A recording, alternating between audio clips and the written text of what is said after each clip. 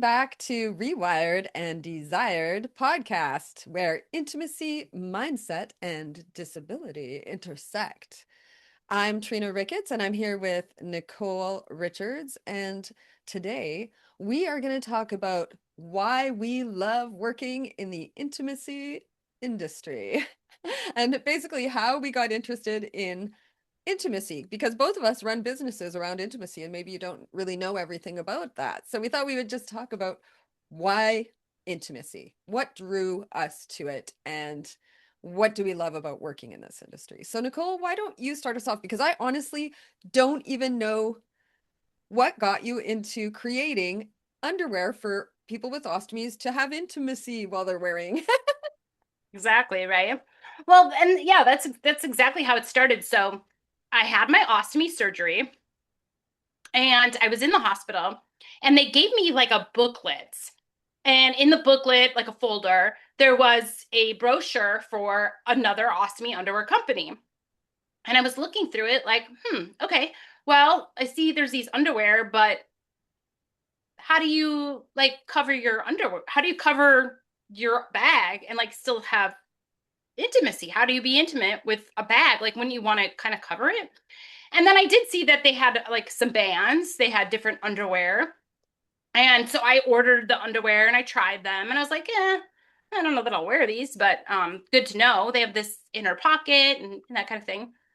And so I was thinking more about it because at the time I was in a relationship with somebody. I'd only been in this relationship for few several months and he was like 6 years younger than me. And so I didn't know how he was going to handle me having an ostomy, right? Mhm. And so I got to thinking, like, how could I design a pair of underwear that turn into a band? Mhm. And, initially I met with a few manufacturers. I met with a woman had just sewed, but it never really went anywhere.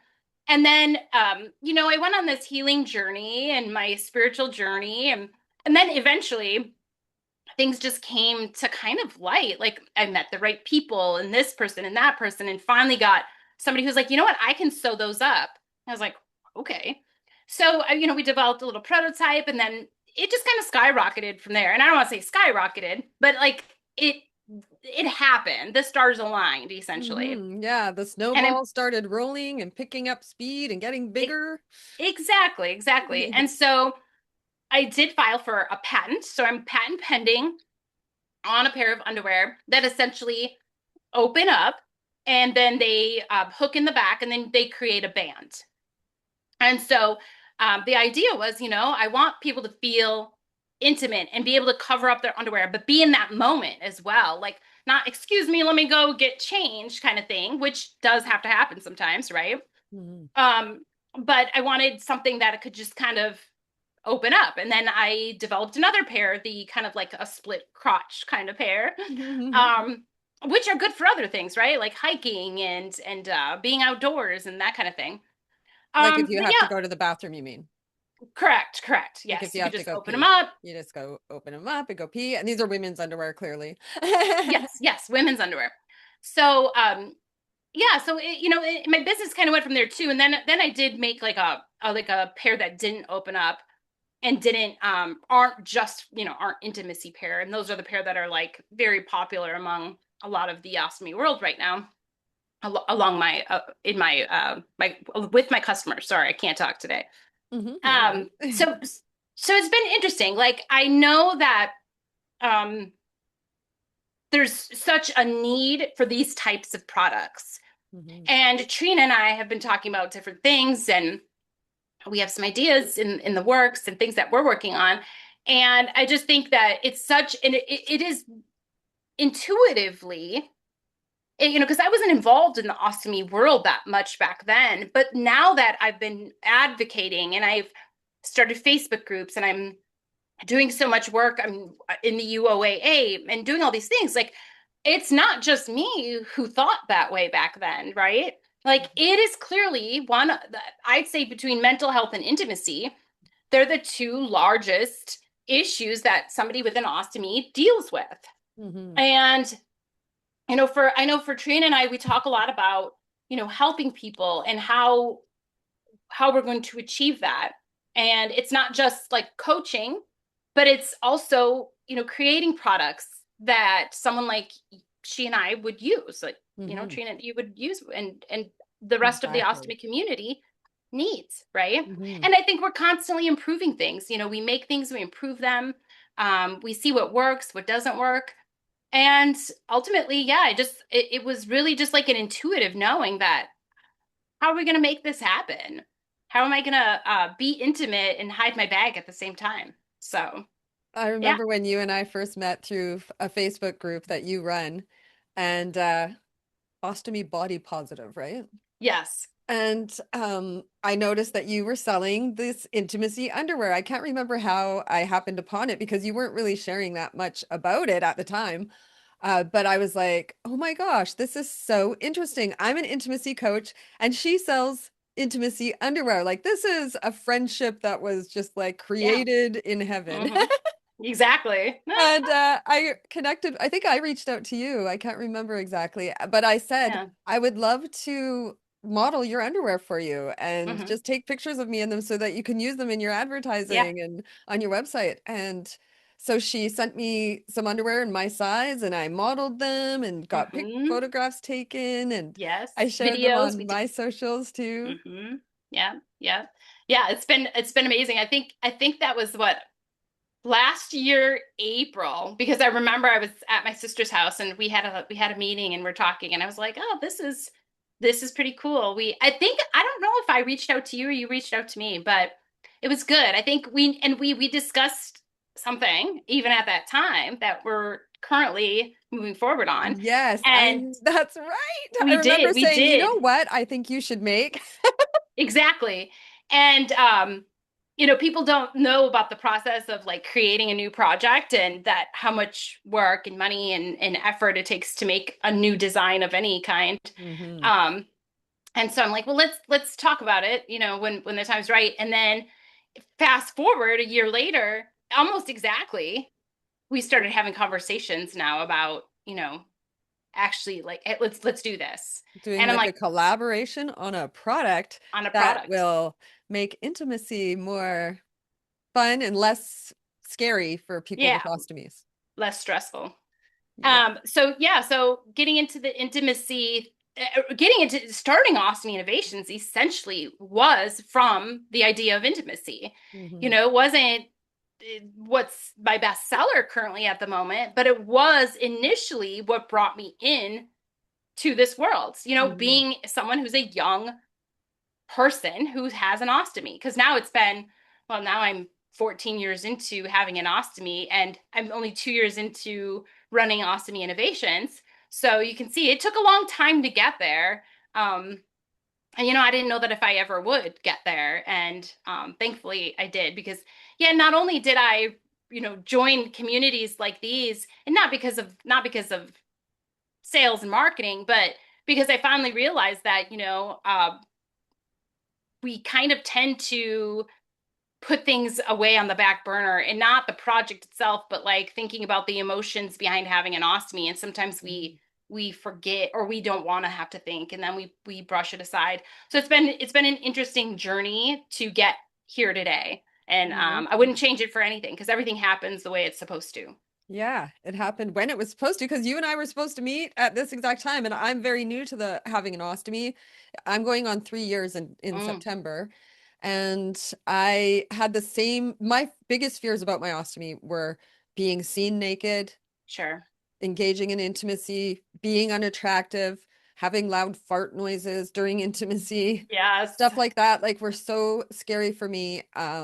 Especially like because I had an ostomy twice. I had a temporary ostomy years Hmm ago, which was a terrible experience, which I really internalized all the toxic feelings of hating my body, hating the ostomy and Sure. the situation and everything. And the second time I didn't want to go through that. And so I had my little healing journey between. And when I was faced with a permanent ostomy, I was like, no, I don't want to go through that again. And so I had to experience the second ostomy in a different way, which brought me out the other side, thinking about Sure. intimacy and meeting you. So, Yeah. and we I wouldn't have, love it that. wouldn't have been the right timing because if you did it 14 years ago, because I That's so true. wouldn't have known you Yeah, then. exactly. Exactly. Who knows where we would have been, right? It's that those timeline shifts. Hmm. Yeah.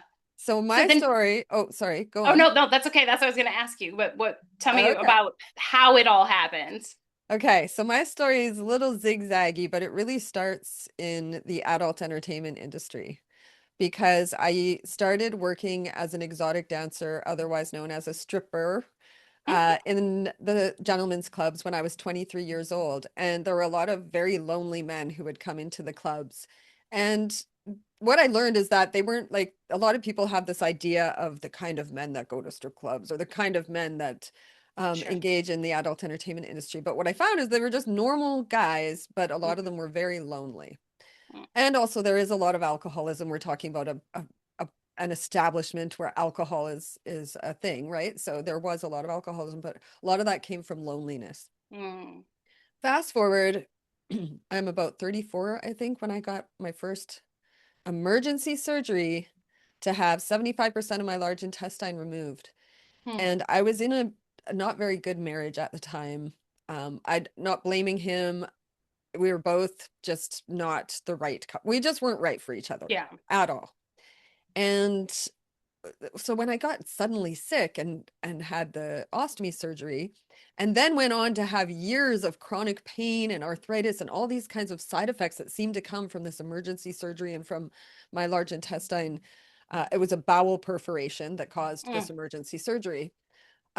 During about 3 years of that, I was in the relationship with my husband and he didn't touch me that whole time.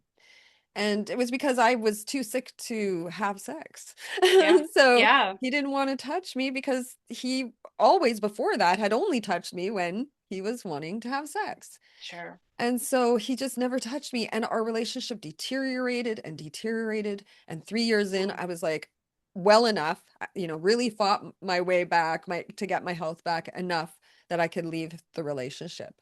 So I left the relationship and I went another year, of course, with no touch, until I met someone.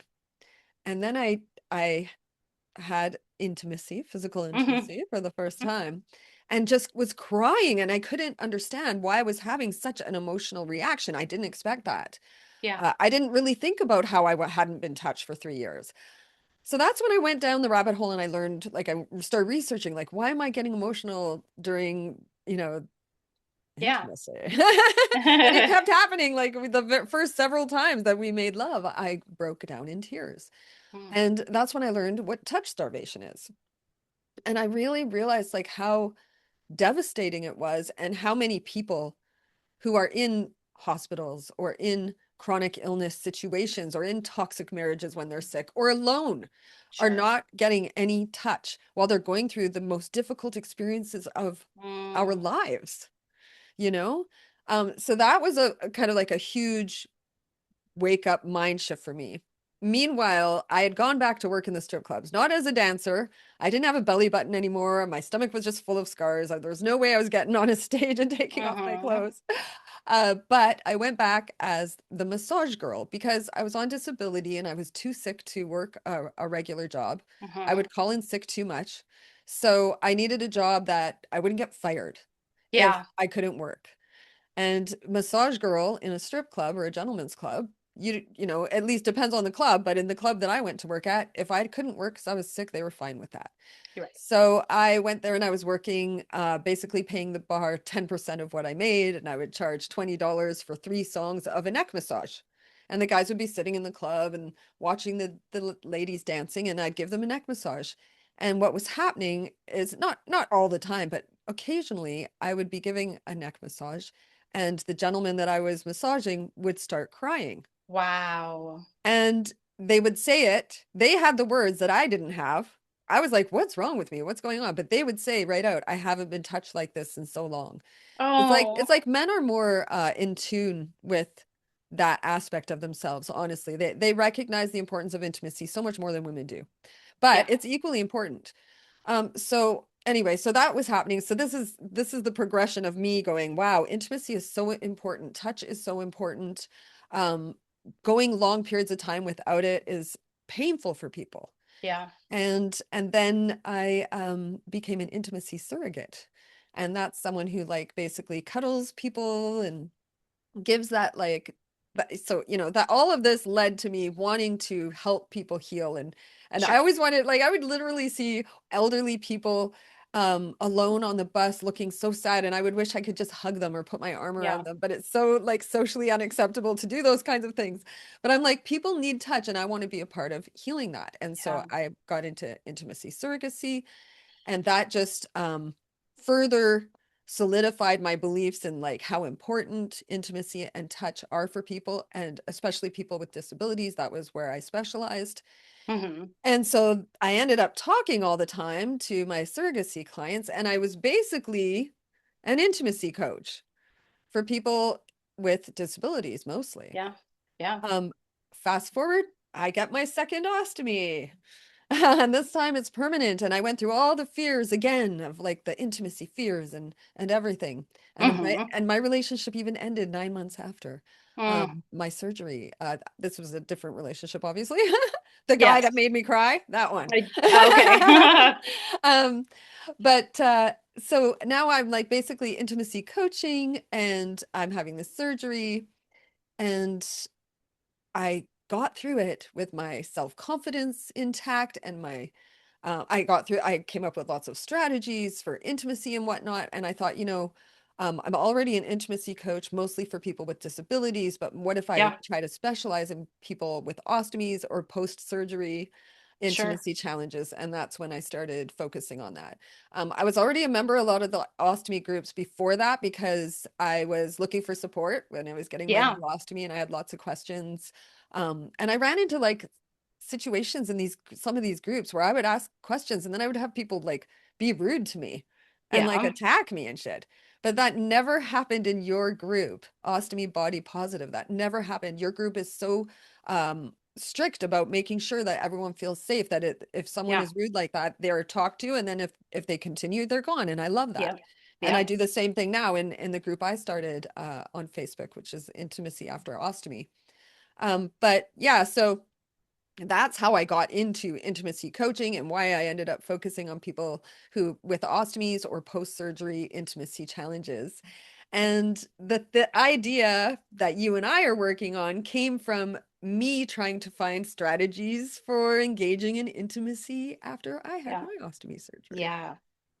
How amazing, right? What a Mhm. journey like that you are on. And, from trauma and learning about people like psychology wise, like what they're thinking, what they're experiencing based on the things they've been through. And, Mhm. that like just thinking of the grown men crying, like that's hurtful, right? Like it Mhm. just proves too that as a society, we judge people so much based on they go to a strip, like going to a strip club. Mhm. Well, it may mean not just that they're horny men, right? It Mhm. may just be that they want that touch or that affection Mhm. that they're missing. And, it's always perception, right? It's Yeah. a perception thing. Um, but yeah, just like the struggles you went through to get to where you are and the people you've helped along the way is, Yeah, amazing. people could really judge me for having been a stripper, having been an Right. intimacy surrogate. Lots of decisions I've made in life that I have been judged for, I'm Oh, not for gonna sure. lie. But thankfully I'm one of those people that it doesn't bother me. Judge away, just judge me. Exactly. But Exactly. yeah, on the topic of the strip club, like that, it's a place that's socially acceptable for men to go alone, and it's a place where beautiful women will talk to you and you don't have to be the one who makes the effort. And Mm, it's a different experience. Like I wish there was something similar like that for women. Like when we're yeah. alone and we want to go somewhere where we can like be entertained and Right. feel like it's a safe place for us to go by ourselves. Yeah. Yeah. But like I think it serves a purpose. And I also like I know I have a lot of Christian friends and a lot of people, and I believe in God, and I Yeah. know you believe in God. But a lot of people are very anti adult entertainment industry. Sure. But I'm not. I see the value in it. I see the benefits Sure. that it offers to people in need, and Yeah. so I think it's valuable. Just like I think what we're doing is so Yeah. valuable. yeah, this niche inside of a niche, right? Like Hmm. having an ostomy or providing a product or service based on an ostomy is a niche, but there's a niche inside of the niche, and that's intimacy. Yes, And that's a exactly. little bit more your focus than mine, but mine is, I mean, that's essentially what got me here was thinking about intimacy. Yeah. So yeah, just a very, very interesting. And for me, like I could think about it all day and talk about like just do it, have sex, like you don't let your bag, you know. But Hmm. the perspective you've given me since meeting you is a whole new level of Hmm. understanding intimacy and touch. And some of the you talk a lot about non-penetrative sex Hmm. and which is like thinking about it with myself and the pelvic floor issues I have, and like Hmm. yes, that makes so much sense. And then just a lot of the other things that you bring up and some of the things that we've talked about privately and things of my own issues. And so I just think like your perspective is no one else is talking about the things that you talk about. Hmm. Thank you. Yeah. Yeah, I mean, I know I've had quite a few people reach out and say, like, thank you for doing this work because Yeah. it's so important. And Yeah. like our product that we're working on, which we're being so secretive about, Mhm. um, I want it to be something that's accessible to people, that's not out of their price range, that's not out of reach for people, and that will Yeah. bring them the kind of security that will make them feel more Yeah. confident going into an intimate Yeah. situation. Yeah. Now, there's obviously like the mechanics of going into an intimate situation that a garment can help with. Hmm. But then there's the mental aspects. And when people are really, really dealing with a lot of body shame, Yeah. simply wearing the garment isn't usually going to be enough to overcome that. So Right. there is like some work that people need to do, Yeah. and that's what I really, really love about being a coach and creating Yeah. content and offering free resources on my website and writing books. Yeah. That's so that anyone can get some help and some information, even if they can't necessarily afford a Right. coaching package, for Right. instance. Right. Yeah. And that's Mhm. that's And it's that's kind of amazing funny because because yes. like one of the main things I do in my coaching program is like this visualization exercise. And I've been having people, well, I've taught it to a few people in my life and they've told their friends about it. And now I have these little groups of ladies that want me to do workshops for them. Yes. That's So it's awesome. interesting how these things will kind of like develop in other areas of our life. Hmm. Hmm. So it's really fascinating, right? But body Yeah. confidence is such an issue, especially for a lot of women, but anyone who's been through a body altering surgery, I think. For sure. For sure. Yeah. It's Mhm. it, not even just intimacy, but clothing choices and thinking about going into public and going into situations for men and women both. Mhm. It does. It brings up a lot of anxiety for people. I don't know if you saw my post over the weekend, but I made a post in um, we're going to talk about this tomorrow or yeah, tomorrow in Ostomy Body Positive, but this is kind of a good place to bring this up.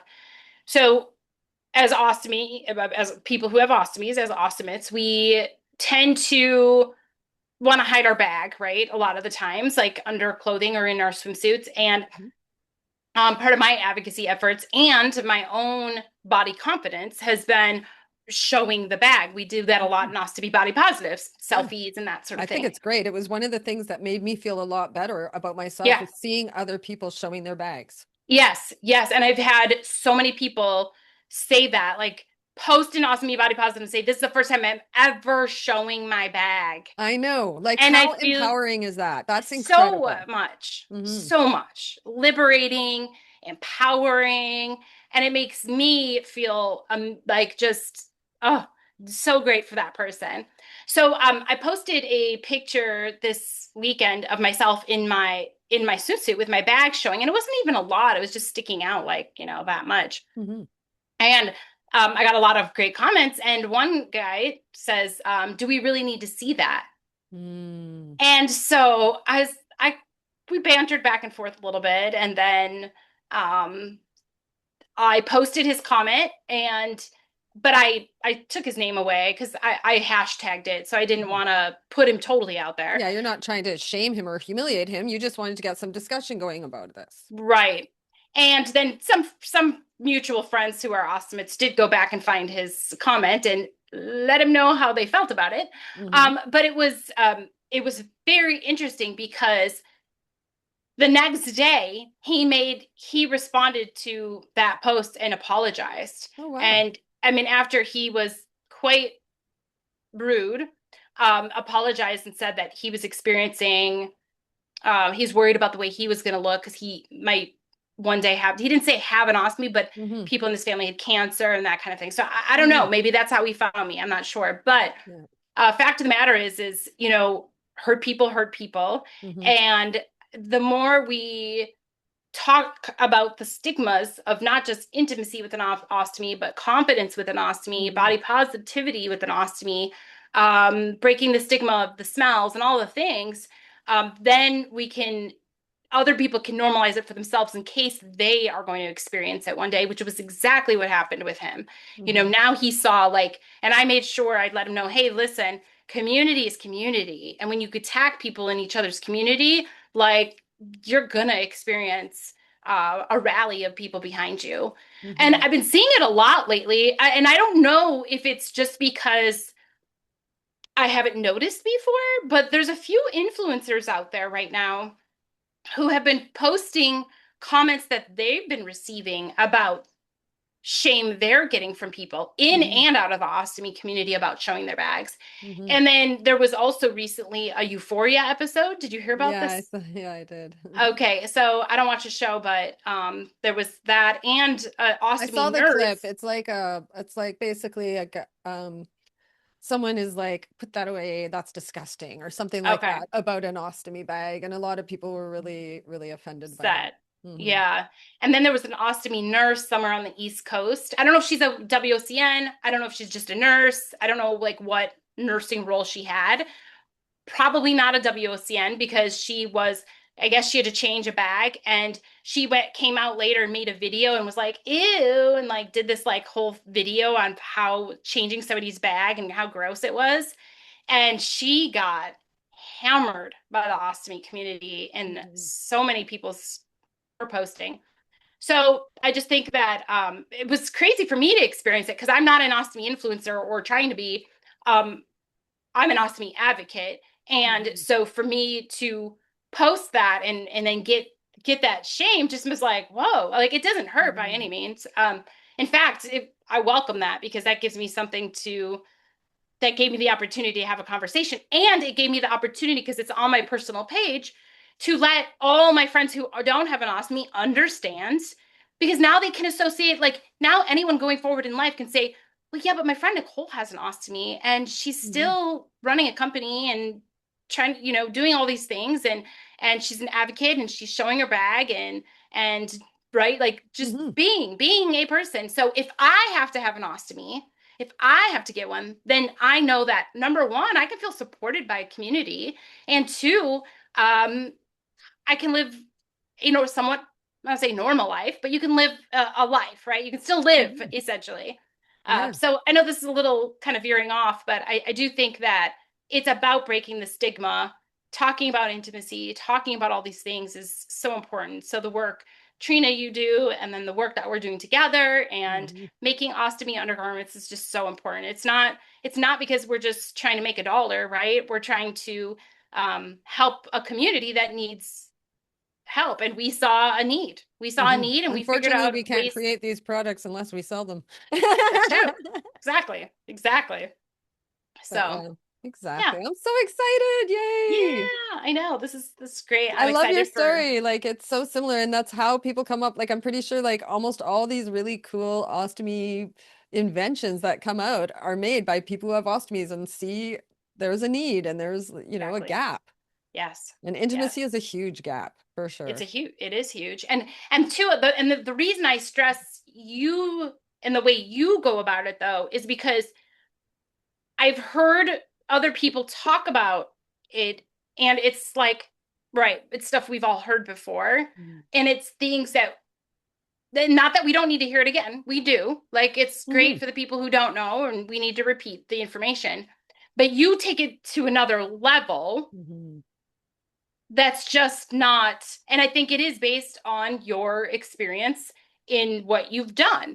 because clearly there probably isn't anybody else who has an ostomy who is doing what you were doing, because there's no other Yeah. Trina Ricketts, right? Hmm. So it's really important to have somebody like you talking about the things that you're talking about. Thank you. Yeah, I Yeah. really noticed that as an intimacy surrogate, that the things that people would tell me and open up to me about were things they would never tell a therapist Yeah. and that they would never tell their lover or even their best friend. Right.